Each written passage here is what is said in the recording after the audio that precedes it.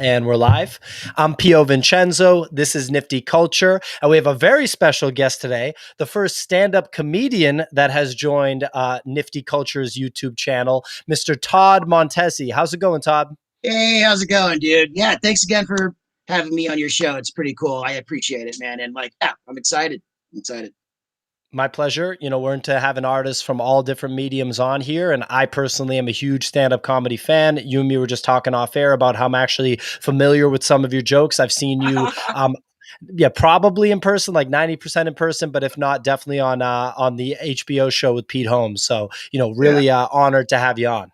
thanks, man. Yeah, it's kind of funny though. Like when people like recognize me, and I'm just like, "Oh, me? What? What? I still live in the hood. What are you talking about? I'm still poor. Can you tell more people about me, please?" Well, look, we'll get you there, and it's going to come through NFTs. Maybe, I don't know. We'll see. So we're going to talk about you with NFTs, but on this channel, we try to really kind of dig into the art side of it a little bit. A lot of times that side, because there is that financial component, but I like to just understand, what are your creative beginnings? Like, I know you're a stand-up comic. Was that always kind of your medium, or how did it all start from you from a creative perspective? Well, I started doing stand up when I was 17 years old. I'm from Brooklyn, New York, born and raised here. And basically, when I was a teenager, like I was always into like pop culture. Like I would always like watch like stand up comics like George Carlin and like Richard Pryor and stuff. Like I'd have like old uh, albums of them from as a kid, since like older family members would have that stuff. So I always had that like aspect in my life. And then like when I was like a teenager, and I was kind of into different things, man. I was into different things, and I was like, yo, I want to be a stand-up comic. Like I was a fat kid, and I was just like I was depressed, and I was like, you know what? I want to change my life. And being a stand-up comic looks cool because it's like I could basically, you know, say, screw the system and get paid for it. And I was like, oh, that's cool. You can actually speak truth to power and then, get reward for it. And ever since then, I've gotten into it, and and yeah, it's been cool. And like basically, I've always produced content myself in one way or another. Like for example, like comedy shows I produced. Like I kind of go on my own drum. Like being a native New Yorker, it's hard to like fit in to like boxes. Like a lot of stand up is like there's a lot of clicks, and a lot of clicks come from people from out of town, and they already have that you know they already have that bond. Like people, it's easier to build up your set in like say where no one's seeing you in like Cleveland. You could build up an hour and then come to New York and then just start like rocking it. When you're from New York, even doing an open mic, you are immediately in competition with like everyone else in the industry. It's almost like it's almost like going from high school to the NBA immediately. It's no college. All these other people have college.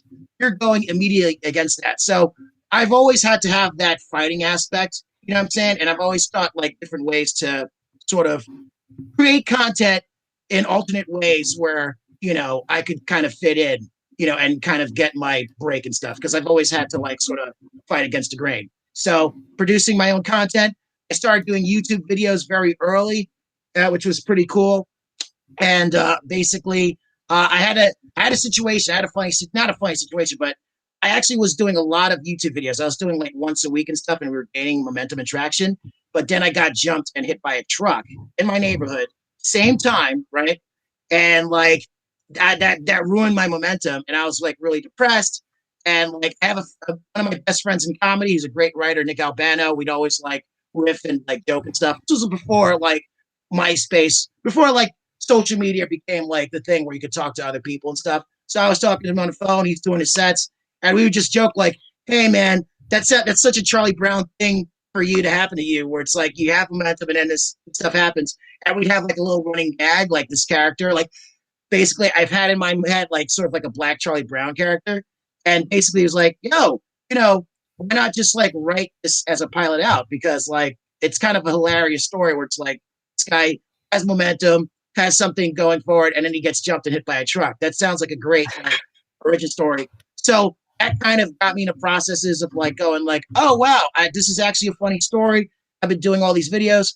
Now I could actually sort of form like a show behind it. So I wrote a pilot.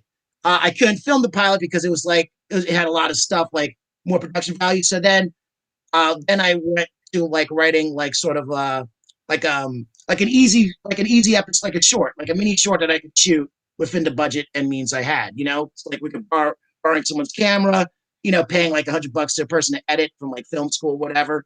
And that was like, it was also based on um, when television was switching from like analog to digital, when you had to get rid of the antennas. Like I had a real situation where I was like, oh, I can't afford cable. Like, how am I going to watch TV? And we built a story around that. And that was PN Cable's a ripoff.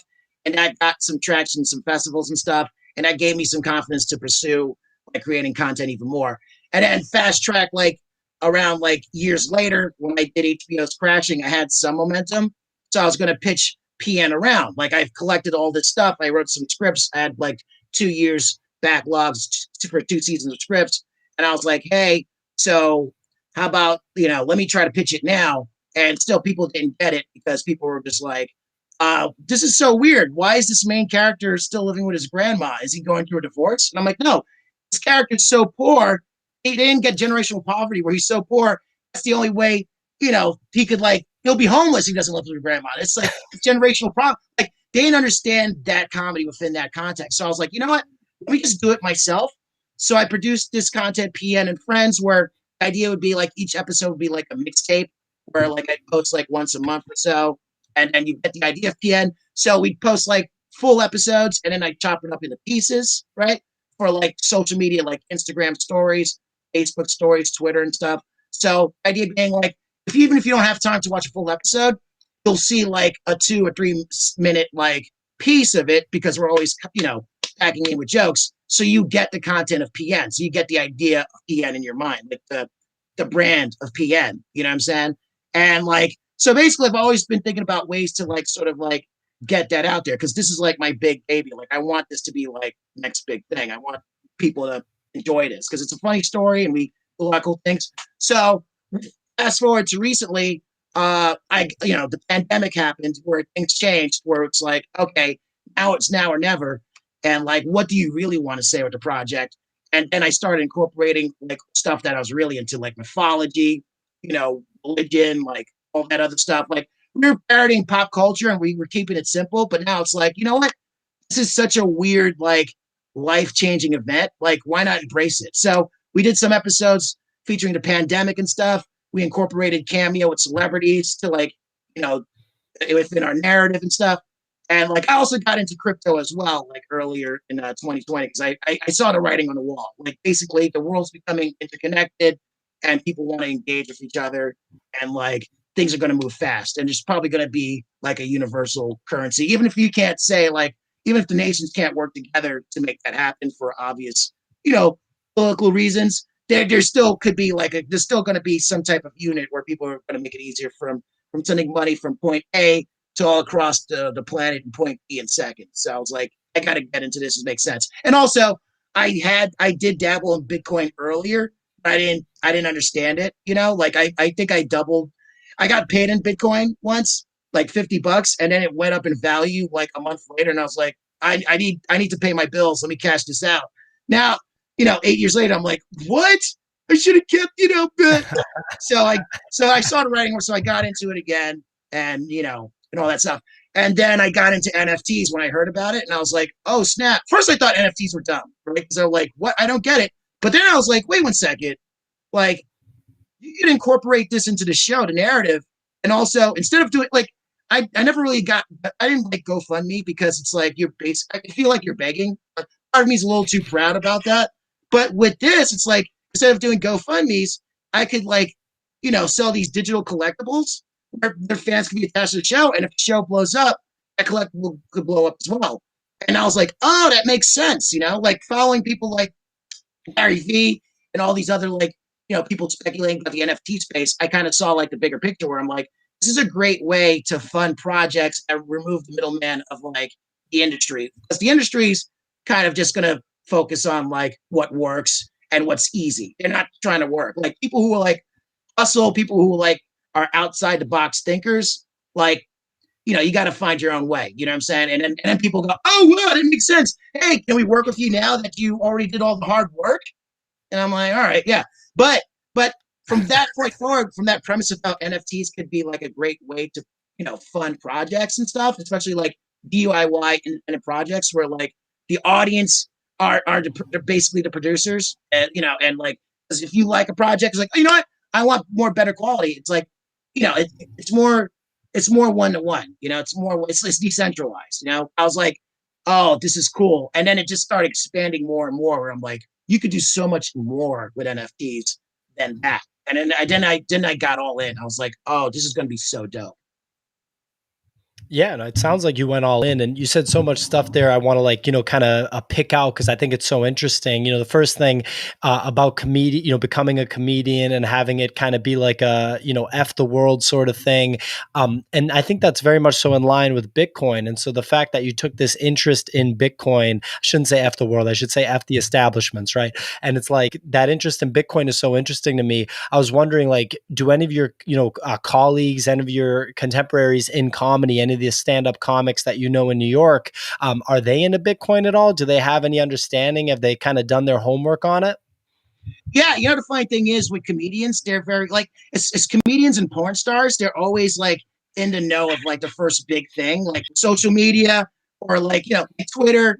All it's always comedians and porn stars. You're like, oh, I gotta see, because it's guttural. It's like it's primal. So it's like that's like the first thing. A lot of comedians are into like Bitcoin. A lot of comedians are into like Ethereum. Like my boy Josh Carter, who ran shows at Beauty Bar. He's a total big guy into like Bitcoin, Ethereum. Like he was like the first guy who was talking about like, get Ethereum, get like Cardano. This was like 5 years ago. I remember we'd be in a cab after a show. I'd be like, and he's just talking about like all this stuff he's talking about. I'm like, yeah, whatever, man. I did Bitcoin and whatever. And now I'm like, oh yeah, of course. So there's a lot of that going on. But I don't think like it's not a lot. I don't think a lot of comedians understand how to use NFTs to their advantage. And hopefully, with our project, we could show the way in a way. Like Gary Vee showed the finance way of like how NFTs could be used. I hopefully we could show like the artistic, creative way upcoming creatives can use NFTs to like benefit them and push their project forward. For sure, man. And if your project kind of comes to fruition the way that you're planning for it to, or that you're trying to drive it to, I wouldn't be surprised if like bigger comedians, like, people that are in the kind of like the rungs of the industry start knocking on your door. Because at the end of the day, like you just said, like, once you kind of figure something out and you've done all the work, other people come in and they're like, all right, cool. Can we like make money off of it? Because they offer other things. And, the New York comedy scene, again, like from what I understand of it, I know that it's your whole life. It's an industry scene, right? It's all about like, obviously you have to develop your skills and stuff, but it's about like the Netflix deal, it's about the HBO deal, it's about the pilot, it's about the show, it's about the meetings with executives, and the NFT system takes the middlemen out. So this is a chance for you. Like, it seems like you've been thinking and plotting to, have an NFT for this show that's kind of early out, like the creative thing doing with the show in a second. It works out well. These NFTs are like the earliest memorabilia from the show, and the people that were early on you effectively get value from the worth of the NFT going up. And just real quick, I heard one podcast with someone that comes from the tech world that was trying to think of the future of tokenization, the future of NFTs and crypto. And he's like, you always kind of have to think about it in a way that no one else is thinking about it as, because for example, Uber, right? You would never get into a stranger's car. And then a company comes in and is like, you're going to pay us to put you in a stranger's car, right? So when you sort of think about NFTs in the same way, musicians, artists, releasing NFTs early so that the people that were early to like, I don't know, Future or Young Thug, they are rewarded, because then when Young Thug or Future blows up and has millions of followers, everyone wants those NFTs that were early on. So yeah, just getting to your show, I kind of want to hear a little bit more about how creative you've been, because you guys don't have a huge budget, but the idea is that you're able to make something that's still really funny and not only have it be a good product, but get it out there for a lot of eyeballs to see. So could you kind of talk about the show and where you're going with it? Yeah, yeah. So PN and Friends is basically about a man child who's trying to be a man.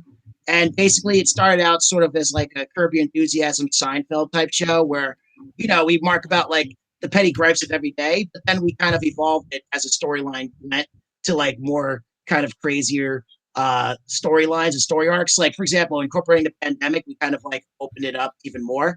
And so this NFT behind me, it's like, so this is the evil version of like the main protagonist, evil PN. PN's like the main guy. He's like sort of a lawful good character, and like it's kind of cartoony where it's almost like people have compared it to like almost like Pee Wee Herman, where it's like he's kind of like this childlike character who's just like into pro wrestling still in his late 30s, and he's trying to just do the right thing, It's kind of, yeah. And with that, and he's a cornball. He's kind of a cornball. He's pretty much a straight up cornball, but a lovable cornball.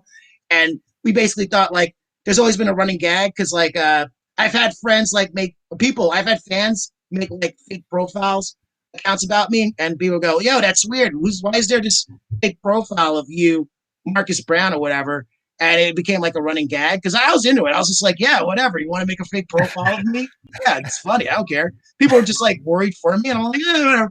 So that idea spawned where it's just like, what if there's like an actual evil entity that's like, what if there's like a bigger conspiracy going on? Like especially with the pandemic, where you just like people are like running with like QAnon conspiracies, and we had to make fun of that.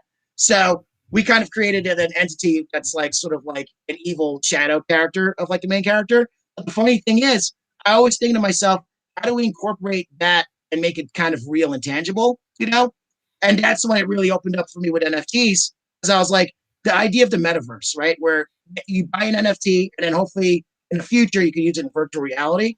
And I thought to myself, isn't virtual reality basically a primitive version of like an alternate universe? Like a very primitive, like in our own way, like virtual reality is going to be that alternate universe where people are going to go in to that space. It's primitive, but technically it's an alternate universe, right? So I was like, oh, snap. So how do I get this evil character to face like my character? Yeah, basically this evil character is coming from an NFT from an alternate universe through a primitive like backdoor, through the metaverse. Even though that sounds complicated, it sounds so cartoony and comic booky. You're like, I gotta run with that. So it opened up not just a project, but into like a whole multiverse. Like, it makes fun of that whole like thing where people are into like multiverses, Marvel. Like, it opened a whole thing up for me, even storyline wise, where I'm just like, oh man, I could do so much right now as a creative with that. Yeah, and so I understand everything that you just said in the sense that I get where you're going with it, but I have a question for you. Do all of your New York City Joe's Pizza at 3 o'clock in the morning, cigarette smoking, booze drinking buddies think that you're out of your mind with this? Do they understand this at all? The funny thing is, so a lot of like friends I have, like my boy Nick V, he's like a really progressive guy. His brother's into crypto. I think his brother like creates like a currency or like does that stuff. He works with the blockchain. So I kind of frequent a lot of creatives that get it, like, especially in New York. The weird thing is like there's a lot of like hungry creative people out there, but New York's still very orthodox, like New York State. Like it's the Empire State. You know what I'm saying? It's the Empire State. It's the state of the empire. So it's not really progressive per se when it comes to crypto New York. It could be like other places, but the people themselves, people like on the ground floor level, they kind of get it. Like there's that element of like, especially now with changing and things are in flux. People want to embrace and create to like keep it going. You know what I'm saying? People want to have something tangible and real and like something to look forward to. So when you explain this to them, people go, "Oh, you know what? I kind of get it. That's cool." And the way you're using it kind of makes sense. So of course, there's people who are just like, "Whatever, just NFTs. Who cares?" But other people are like, "Okay, I kind of understand that aspect where it's like, it's kind of like it's not stock, but it's like a baseball card. But like if your thing gets up on HBO, of course the earlier ones will go up. Okay, and I get to support you. Yeah, okay. What's the price? Then people ask about that. Yeah, so they start to get it. Okay, well that's good to know that you're not just like looked at as a psycho given these like very avant-garde like I think of Dave Attell, right, as an example, being a really old school guy. I could just see him thinking that that was totally nuts. But hey, I could be totally wrong. And I'm sleeping on New York comedy innovation.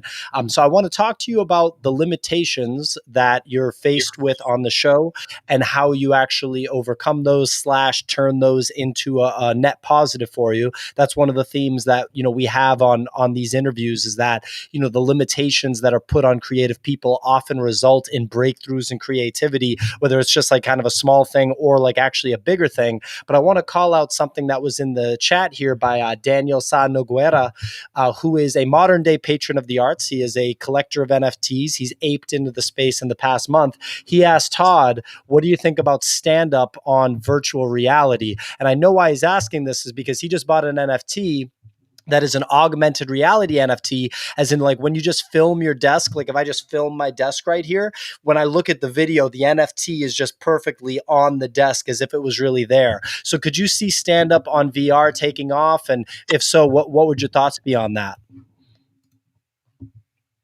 The funny thing is, so we have a friend of a friend. We have a friend who's like not a comedian, but he actually does stand up on VR during the pandemic.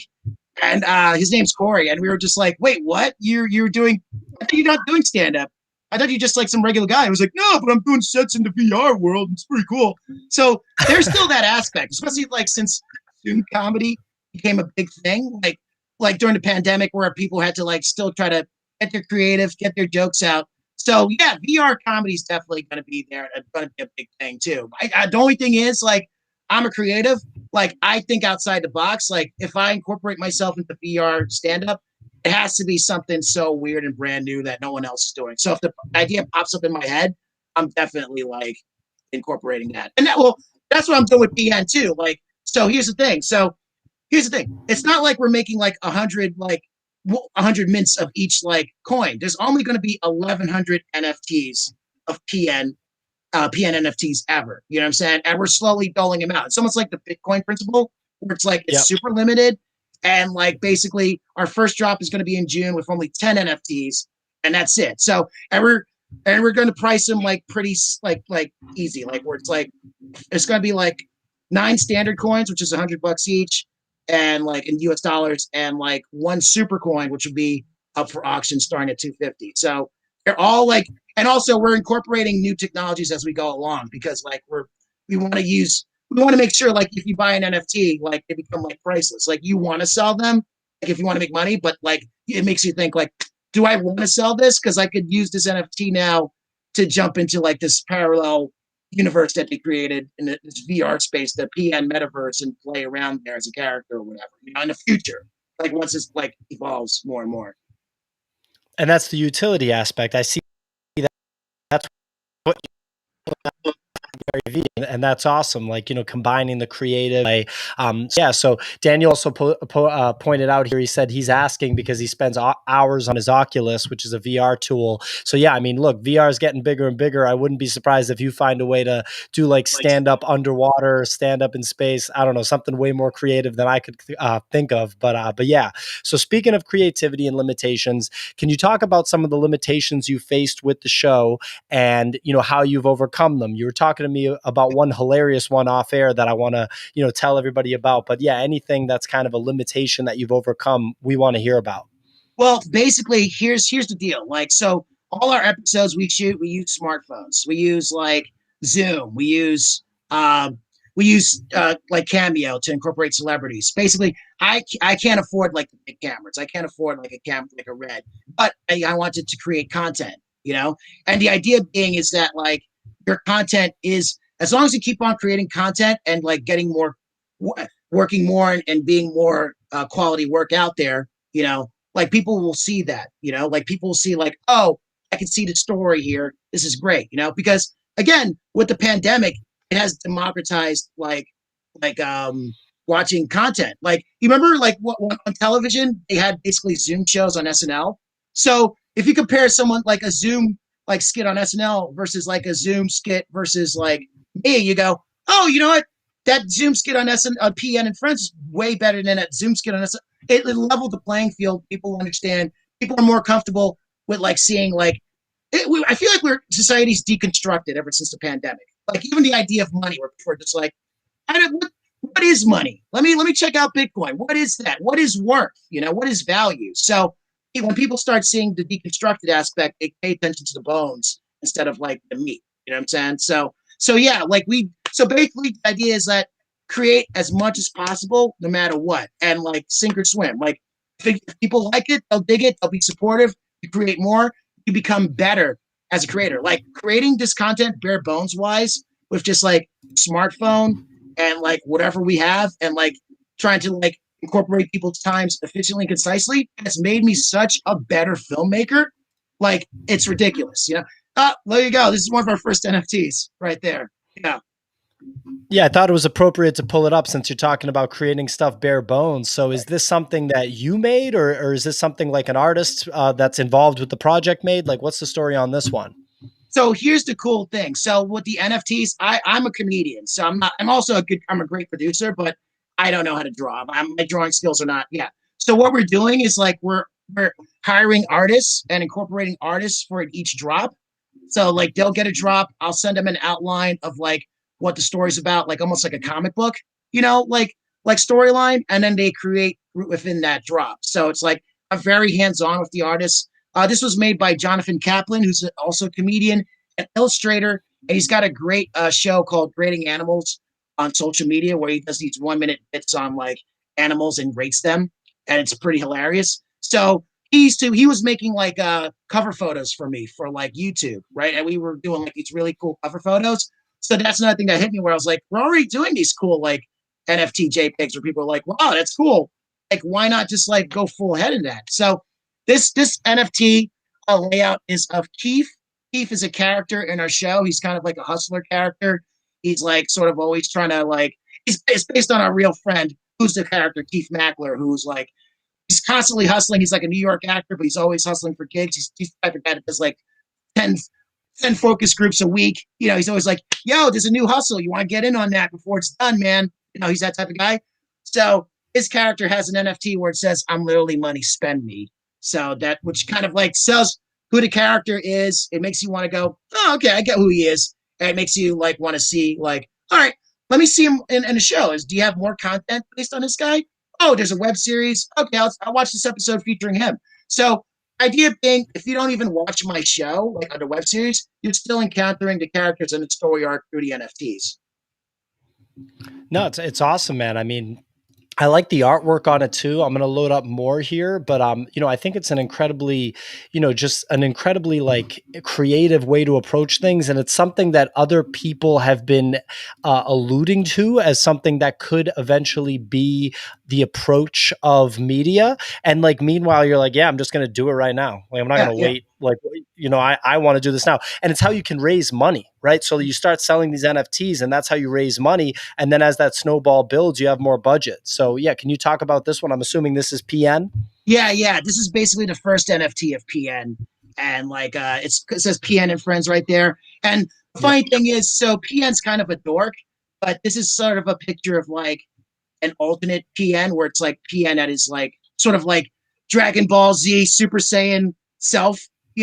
So I kind of like that's basically going to be like the NFT that I'm going to own myself since it's the first NFT and stuff. So basically, like what we're doing is like we're creating like 1,100 NFTs, 1,000 for the public, and then 100 for friends and family. And basically, like each artist, like during their run, like they'll have like around like say if they have a run of drops, they'll also get gifted an artist NFT where they'll make their own. So that way the artist will get their investment as well. I'm paying the artist, but I'm also giving them like a gift NFT as well. And those artist NFTs will also be valuable as well. So there's a whole like system to make it like valuable and also meaningful where it's like that NFT, like I'm going to hold because it's like value. It's my first NFT and it means something to me. You know what I'm saying? Yeah, for sure. And just the idea that you're going to also mint them for the artist so that as they gain value, the artist is rewarded long term. And then artists will be like, well, I definitely want that. That's like the dude that painted the mural at Facebook and elected to get paid in Facebook stock. And it's like, yeah, that was like literally the best decision ever made for him, right? It's like worth $1 bajillion now. So yeah, what's going on with this one? Yeah, this was the same from Jonathan Kaplan, and this is like a character in the show, Kenzie, who's very funny, a great actress, Kenzie Clem, and basically she's sort of the Elaine of our show, in a Seinfeld reference wise, where PN has a crush on her, but there's like, will they not? She becomes like a big character in our show because like I casted her from like a Facebook casting. We were blown away about how amazing she is, and we're like, yo, we got to incorporate you into our story here. If we get on HBO, we're pushing you. So we're definitely like sort of we made this NFT that sort of shows what her character's about. As you can see, her character's a hippie history type character that wants to save the planet and stuff. So you kind of get like an idea of like who the character is through the NFT as well as like as a collectible and also as like a gateway to our show where it's like, oh, this looks cool. Okay, I get that. That's that NFT Kenzie. Okay, that's okay. I get it. And like more connected by it. And yeah, that's one of my favorite NFTs too. It's like it's pretty simple. It kind of looks like a pog and stuff, but like I said, this is from the first drop of NFTs. Like we're gonna drop like 10 NFTs to the public, like nine standard. It's got three categories of NFTs for us. There's the standard coin, which usually it's like features a character or a place or a setting or an idea maybe. Story coin, which is like an event that might be in a story in the past or in the future coming up, or like a mythological thing.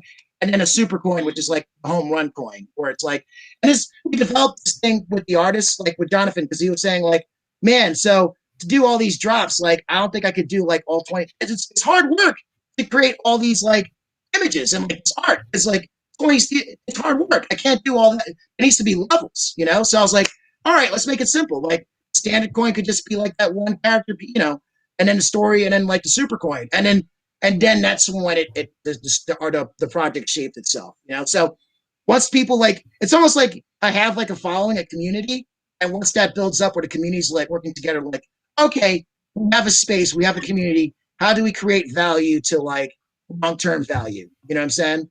Where like we could pass this on from like generation to generation, or like other people to share it to other people who might be interested and want to enter our pop culture space. So it became this whole big collaborative thing with not just like, you know, artists, but also with like people who like are fans, where they're just like pitching their 2 cents, like, oh, that's a cool NFT. Yeah, let me know. Yeah, I mean, you're all over it, man. You got the layers, like the different types of coins. Like I feel like honestly, like I don't know of anyone else that's doing this right now. I wouldn't be surprised if somewhere in the world other people are taking this action, but to really run with this in what I would consider like the legacy entertainment world in a way, that's not me taking away from traditional stand-up comedy, which I think is like the most brilliant art form, but it's more the mentality that I was talking about before, right? Like you're in New York, you're trying to get the Netflix deal, you're trying to get the HBO deal, but this is just like taking it and flipping it on its head. And I could just see like an article written about this in 3 years. That's like, at the start of the NFT boom, he was early to incorporating it into entertainment and comedy. And yeah, just having this like kind of go to the moon. So I'm going to have you hype up the show in a second and tell people where they can find it. But first, can you tell the audience about using Cameo for the show and how you utilize that? All right, so yeah, so we've been utilizing Cameo to like, so basically our show is it's like a blog. We make fun of like the YouTuber vlog sitcom. So Kian's kind of like a wannabe YouTuber, but he's like such a dork, where most YouTubers are like, yeah, I've got this money, I've got this cash. PN's just like, yeah, man, working at Costco again, handing out samples, just hashtag killing it, that type of mentality. So it was pretty natural to have like incorporate Cameo, where it's also front facing comedy, where you have like celebrities sort of, you can basically pay celebrities to say whatever you want. Like usually you could have them say like, hey, greetings, like, hey, happy birthday and stuff. We incorporate it differently, where like, for example, we when Chuck Norris was on Cameo, we had a character named Groper the God, who's like Kian's uncle, who's like a gangster rapper, but he lives in the bathroom. Like he's like this. He basically, they're so poor they live in one small apartment, so he lives in the bathroom, because that's the only rooms that he has, that he could like, because they're that poor, right? But he's still like gangster rap and still got that swag. So he made a commercial. He made a commercial for that character where he's like, how to be a man, a masterclass on being a man.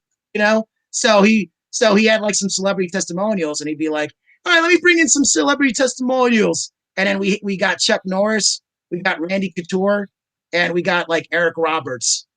in it, which is pretty funny. So and it was pretty trippy too. It's pretty trippy the way we do it because like when we had Eric Roberts, he went like weird and out there where he's just like, yeah, that's my cat like hitting the windowsill over there, and then he just paused for like a minute, and you're just like, this is great. This is great. So also, Anthony Scaramucci has become like a running gag on our show, and where basically one of our characters, David DeVoy Stein, looks up to Anthony Scaramucci as his hero, and like we've had Scaramucci say crazy things, and Scaramucci's totally into it. He's like he knows like we've had him sell like dick pills, but called him mooch pills. He could have rejected it. He did it, and he gained my respect. He was like I was like, this guy's funny. He gets comedy, and he's supportive.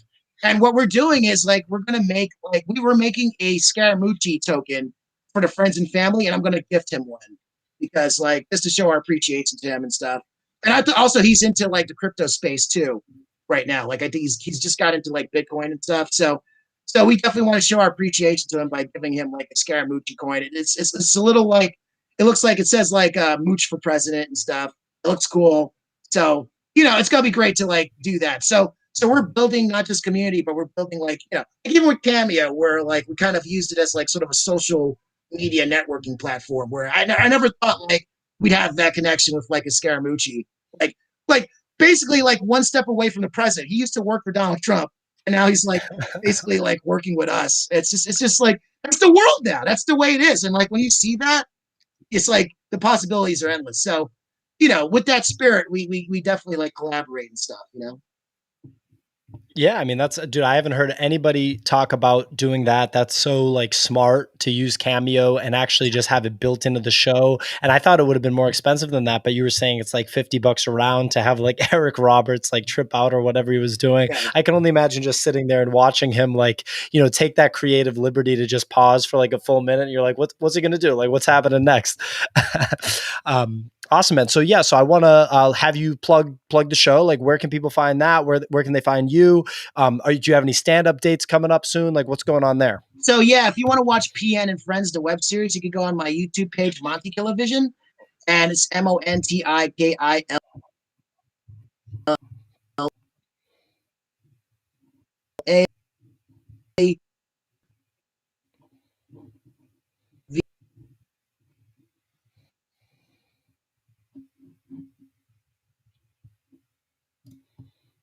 Of course, we started to lose him right as he was plugging. Well, we're gonna make sure that we plug all of Todd's stuff in the profile of this video in the description, and make sure you follow him on Twitter, follow him on Instagram, YouTube, subscribe to the show, Yeah. and yeah, if you're in New York, try to catch him.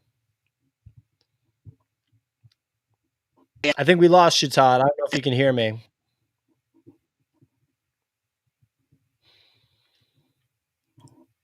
Oh no. All right. Well, look, we lost Todd. This was an awesome interview. I really enjoyed it. I wish I could give him a proper goodbye here on the stream. But yeah, look, this is he came back.